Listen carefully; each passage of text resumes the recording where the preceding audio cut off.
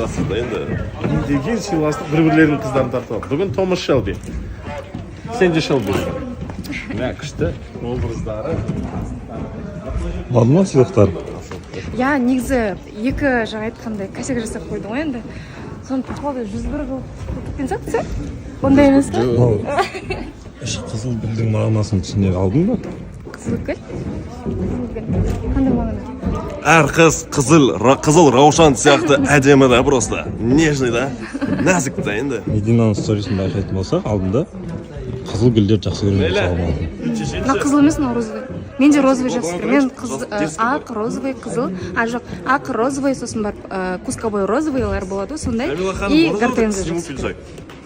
Ақерке ханым, Айсажанға деген күресте қай қыз жеңеді деп ойлайсыз?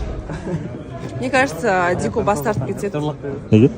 Өйткені үлкен қыз ғой, енді бәрін түсініп тұр. Айтып отыр ғой өзі, мен сендердің детский ойындарында ойнағым келмейді деп отыр. Өзін уважать ететін қыз ғой Дико жалпы, сондықтан бас тартады. Енді ол жерде сұрақ, Айсажан қабылдай ма, Мединаны қабылдамай ма?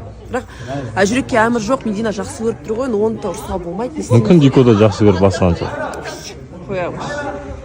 Дикоға үлкен жігіт керек. Дико Точкасын қойғаныңыз дұрыс деп. Менде Мединаға ешқандай ойым жоқ. Точка.